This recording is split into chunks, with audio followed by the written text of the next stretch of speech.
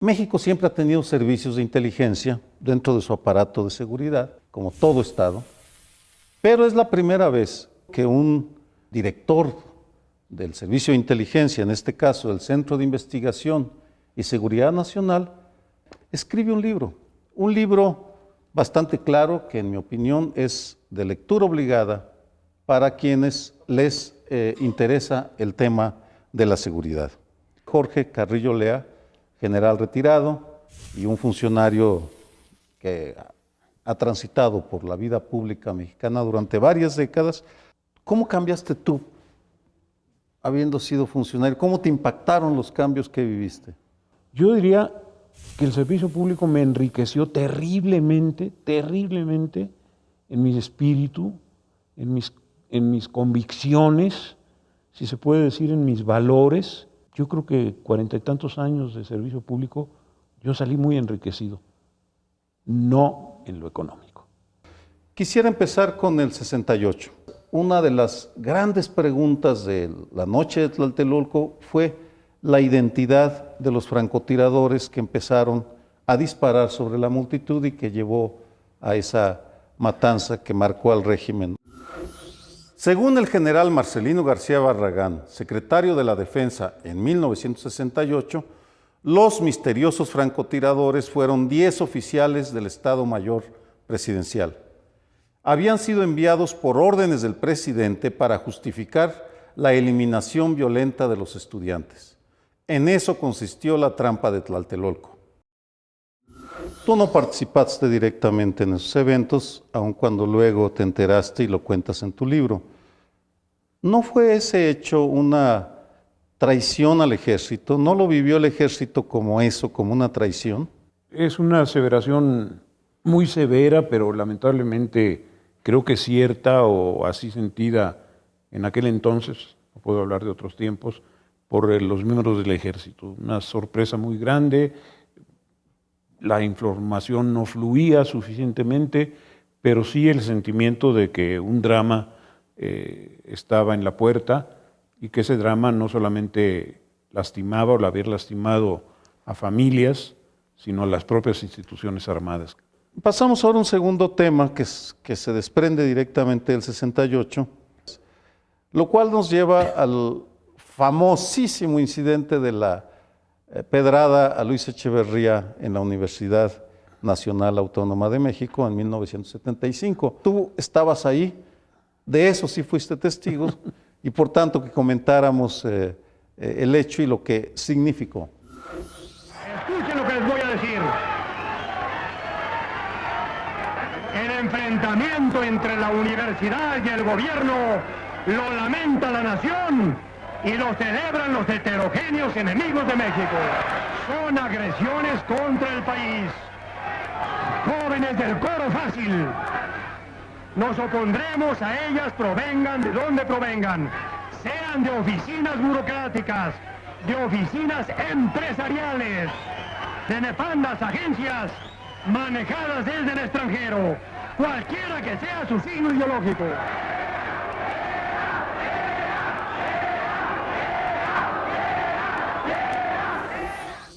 Observando el video, Echeverría estaba leyendo y da la impresión que quería provocar o que estaba dispuesto a responder. ¿Cuál es tu recuerdo? El estado de ánimo del presidente, desde que me instruyó sobre lo que iba a suceder, a los minutos del arribo, al tiempo del arribo, era otro. Era un hombre plácido, entusiasmado, sonriente, y sin embargo verlo después reaccionar de manera tan violenta verbalmente, ¿verdad? Jóvenes manipulados por la CIA. Yo me fui para atrás y le dije, señor presidente, usted se manipuló con la CIA durante años y años y ahora le echa la culpa a los estudiantes. Todo fue sorpresivo.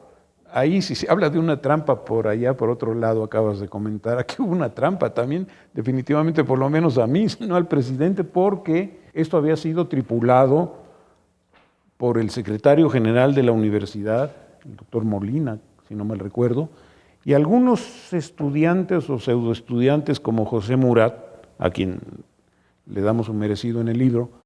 Vamos a ver ahora fragmentos de un video muy conocido en el mundo de la seguridad y en un sector de la opinión pública para elogiar a la Dirección Federal de Seguridad y a su entonces director, Miguel Nazararo.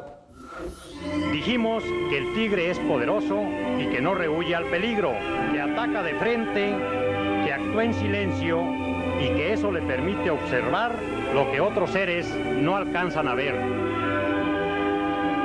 Así es la Dirección Federal de Seguridad, así son sus agentes, jefes y funcionarios, así servimos a México y a sus instituciones.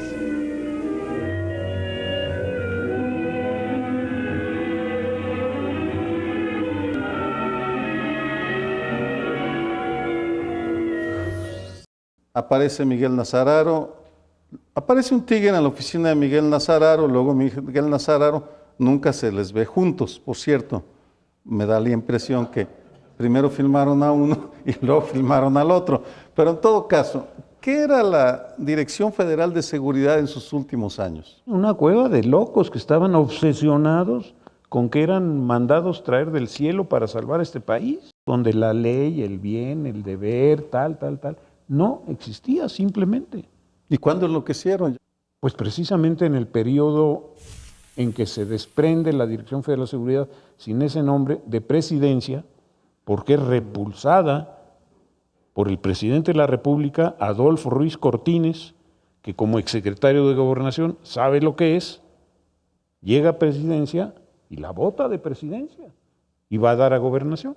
Yo creo que ahí vino una especie de explosión en la libertad, ¿verdad? Y se fueron envenenando las prácticas poco a poco, en aquel tiempo. Yo así lo veo. Es decir, bueno, con un secretario como Díaz Ordaz. Díaz Ordaz ya los usa como instrumento de represión. Yo así lo creo. Porque ellos eran los ejecutores del régimen, los que torturaban. En el lenguaje burocrático de sus oficios decían, se le aplicó presión al detenido. No aparecía muerto el detenido. Había un sitio en los sótanos al que llamaban la discoteca. ¿Por qué la discoteca? Porque la ponían la sonorizaban a tales volúmenes para que no se oyeran los gritos de los torturados. ¡Qué horror! En la Plaza de la República. En Plaza de la República.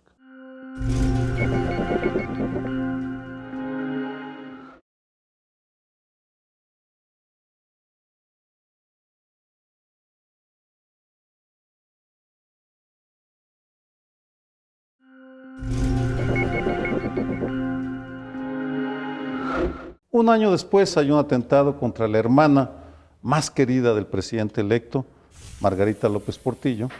La Liga 23 de septiembre lanza un ataque, intenta secuestrarla, no lo logra. Y a raíz de eso se contrata a Javier García Paniagua para que encabece la Dirección Federal de Seguridad en una Secretaría de Gobernación que dirigía un aperturista como Jesús Reyes Heroles. ¿Había ese choque de voluntades en tu percepción? No. Hay un enigma aquí porque yo respeto profundamente la memoria de don Jesús, pero no me cuadra. Tal vez un carácter más abstraído por razones de orden intelectual. No me cuadra, siendo él el liberal que acabas tú de señalar, su permisión hacia todos aquellos hechos. Él tomó distancia de esos hechos. Esto es, la dirección, el subsecretario, en su momento, actuaron por su voluntad y en la medida de sus intereses, y el secretario se mantuvo alejado siempre. Yo pienso que aquí, como es reconocido, hubo una ganancia por parte de los sentimientos, de los afectos y de los afanes de venganza, probablemente del presidente López Portillo, que es plenamente sabido que se motivaba mucho en sus caracteres pasionales, en sus temas de orden pasional. De ahí brincamos, vamos, a la corrupción extrema, a la protección a los narcotraficantes, al asesinato de Manuel Buendía, al tema de la Federal de Seguridad y su posterior desaparición, que por supuesto ya te tiene como protagonista central a ti. ¿Por qué no cuentas cuándo se toma la decisión y cómo se toma? El presidente de la Madrid, siendo candidato, ya tenía esta inquietud. Él traía una idea muy genérica, muy amplia, tal vez qué bueno que no era precisa, porque ahí se podía haber agotado ahí mismo. Traía una idea muy amplia que se echó a andar, se puso en vigor, que dio frutos, pero cuyo eje era la Dirección Federal de Seguridad e inmediatamente la Dirección de Investigaciones Políticas. Después entramos ya en terrenos más especiales que se fueron demorando en su ejecución, pero que también fue buena esta dilación en sus productos. ¿Por qué? Porque aquello que era vaporoso durante la campaña y durante la presidencia electa y los primeros meses del ejercicio, se fue consolidando en un proyecto genérico, un sistema de seguridad nacional. Y en esto implicaba, bueno, limpiar al mundillo oficial de todos sus lastres, como eran esas policías, como la DFS, la DIP, que también se disolvió muy pronto, y poner en sustitución de esto que era equivocado, viciado o aberrante, un sistema moderno, democrático, justiciero, respetuoso. La institución que tú y otras personas crean, dicen primero, dicen después, ¿cuáles son las diferencias frente a la Dirección Federal de Seguridad, o poniéndola en una manera más coloquial, que hace un servicio de inteligencia? ¿Cuál es la diferencia? Yo creo que es de tal manera abismal que ni siquiera se puede llamar diferencia. ¿Cuáles son las características o cómo deben ser? Pues yo creo que con una dirección, y aquí vamos por la naturaleza, por la característica misma de la actividad, por una dirección nacional, por una dirección presidencial, comprometida con la seriedad, gravedad con que se crean y funcionan esas instituciones. Esto no es crear el DIF, con todo respeto para las labores del DIF, es estar creando una parte del aparato del Estado extraordinariamente poderoso, extraordinariamente influyente en las opiniones y decisiones del Poder Ejecutivo. Entonces, su lealtad intelectual, para no hablar de una intelectual moral o ética, su lealtad intelectual, su vinculación con las formas de pensar del poder resumido en el presidente de la República son absolutamente determinantes. Creo que el auditorio que no conoce este mundo se queda con la pregunta, voy a tener que reiterarla, ¿qué hace un servicio de inteligencia? Intentar, porque nunca logra, ofrecer al máximo tomador de decisiones, que es el Poder Ejecutivo, no necesariamente el presidente como persona física, sino todo el entorno presidencial. Y por supuesto, el fiel de la balanza es el presidente de la República. Todos los elementos de juicio para entender la problemática del país, para entender en plural, las probables vías de solución, cosa que en el tema del narcotráfico, por supuesto, no hubo pluralidad ni alternativas, y finalmente consolidar una decisión. Esta decisión no se escribe en cuatro renglones, se escribe en 4 renglones y se articula, o mejor dicho al revés, o se desarticula en una serie de compromisos que deben ser cumplidos por diversas instituciones para lograr un fin. ¿Y el CISEN lo logró? El CISEN está mal que lo diga yo, pero sí lo logró. Y eso creo que son muchas gentes las que opinan en ese sentido, como muchas gentes las que están preocupadas porque haya tomado de un tiempo para acá, pues, qué mal decirlo, pues un proceso de debilitamiento. ¿Qué podemos esperar respecto de un servidor de las áreas de inteligencia? Cuando oye que el candidato a la presidencia proclama como una de sus banderas para obtener el voto, yo desapareceré a CISEN, dijo Fox. Bueno, señor, ¿quiere usted una pistola y darse un tiro en la frente? Pero esa energía le duró 6 años, no se acabó ahí. Pero no lo años. desapareció, vamos. Pues no lo desapareció, pero a lo mejor más valía porque hubiera notado la falta que le hacía. No lo pervirtió, y no, la palabra no es pervirtió porque implicaría malignidad. No. ¿Lo ignoró? Lo ignoró, lo tonteó, no supo qué hacer con él, fue escurriendo directores procedentes de la iniciativa privada, exdirectores de planeación de un corporativo industrial. Es muy peligroso, como está sucediendo en la actualidad, que el presidente no sepa exactamente para qué sirve aquello y por lo tanto le dé un uso que no es el correspondiente. CISEN está en un riesgo terrible. Palabras de uno de sus directores hacia mí: ante las deficiencias de las otras instituciones responsables de la inteligencia, yo estoy teniendo que hacer inteligencia criminal. Le dije: licenciado, usted y el CISEN van rumbo al abismo.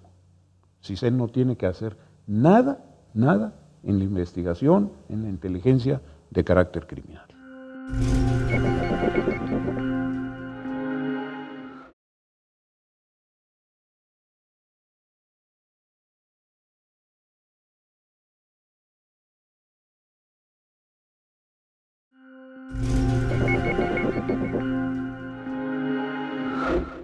Vamos a ver un video que nos mete de lleno al tema del crimen organizado. A los 40 días de ser presidente, lanza esta guerra.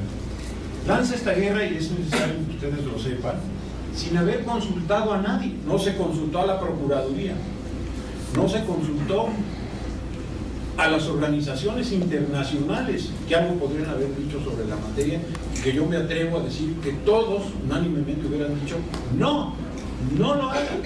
¿Por qué no lo haga?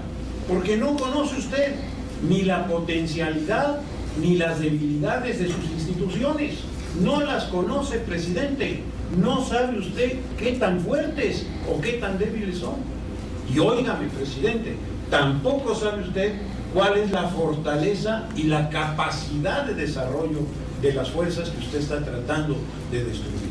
No conoce usted al narcotráfico. Ha sido bastante crítico de la estrategia de este gobierno. ¿Quieres agregar algo más? No. Para eso hay editores, ¿no? ¿Qué traes conmigo, Sergio? No. Es una conversación, y eso fue una conferencia que hiciste en Puebla. Bueno. Entonces, fue bastante claro. Pues ni modo, ¿no? Déjame decir algo. Le envié este libro a uno de los abogados más respetables de este país, Sergio García Ramírez.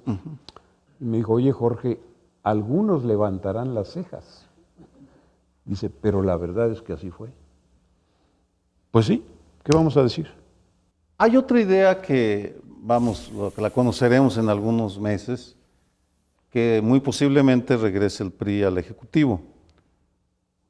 ¿Tú crees que mejorará la estrategia de combate al crimen organizado?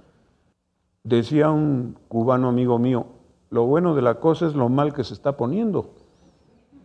Pues sí, porque no puede esto seguir por este camino.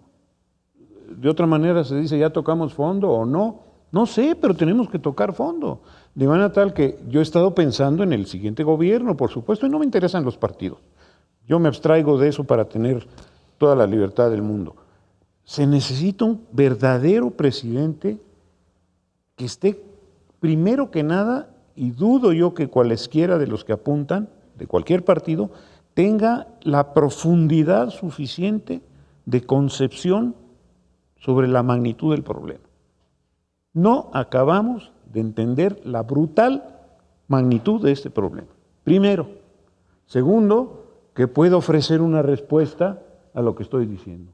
Efectivamente, no es ni en su concepción, ni en su diseño, ni en su ejecución el problema de un solo hombre. De ninguna manera ese hombre no existe. Necesita ese hombre hacerse ayudar de una decena de personajes en muchos niveles, evidentemente algunos en su gabinete, que le ayuden en este acometido. Y yo no veo en toda la manada de la política en marcha quienes no vayan por su interés personal. ¿Qué dirías a la acusación que te han hecho de proteger narcotraficantes?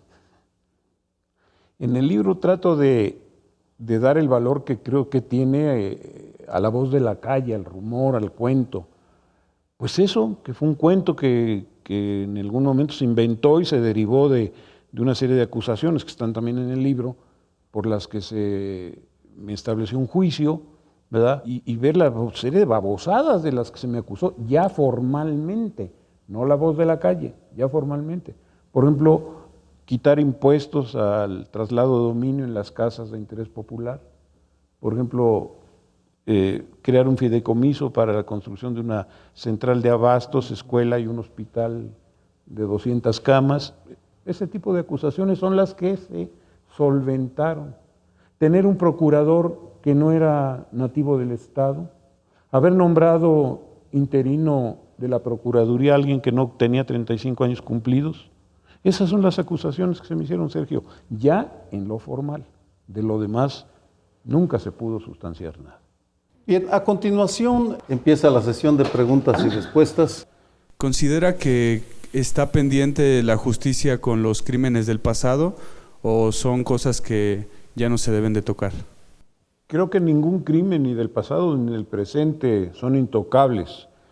Lo que sí creo es que hubo una concepción muy equivocada del presidente Fox en el momento de enfrentar lo que tantas veces ofreció.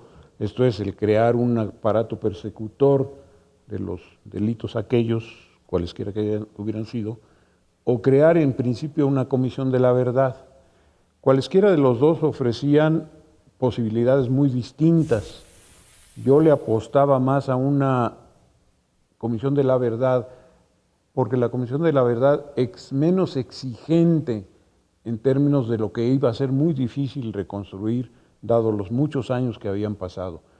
La comisión de la verdad hubiera ofrecido una muy solvente desde el punto de vista ético, explicación de los hechos, pero no necesariamente el enjuiciamiento. El enjuiciamiento, a menos que me equivoque y me haría un favor de corregirme, demanda de una serie de elementos del procedimiento difícil de reconstruir muchos años atrás. Las nuevas amenazas, para hacer frente a ellas, la prevención es una clave. ¿Cómo lograr subsanar la información que la ciudadanía necesita para estar segura y la parte cerrada, digamos, de los sectores de inteligencia? Es un enigma. Yo sostengo, y no estoy refiriéndome a mis antecedentes, a que todo Estado tiene la necesidad indiscutible de mantener una secrecía sobre ciertos temas. Pero también soy un convencido de que la transparencia es una exigencia de la vida actual, de la vida moderna, y que por lo tanto son dos elementos en un contraste muy serio y que tienen muchas complicaciones. Déjeme comentarle una anécdota de un director de CISEN que, hablando de este tema, me decía: mire, la ley me obliga a mandar al Congreso un informe, creo que semestral, no recuerdo, pero no importa. Y lo hago. ¿Cuál es el problema? Que al otro día aparecen los periódicos. Entonces lo que tengo que hacer es moderar mi información hacia el Congreso. Pues está muy mal, ¿no? Pero está muy mal que la ley signifique lo que no compromete a otros. Hay otros países donde esto se hace de una manera mucho más eficiente, pero los que reciben la información son paralelamente corresponsables de su manejo. Jorge Carrillo Lea. Sergio, gracias. Gracias. Es una oportunidad para fortalecer convicciones, para decir lo que ha venido quedándose adentro, que creo que es propiedad de todos los mexicanos. Muchas gracias, buenas noches. Hasta dentro de una semana.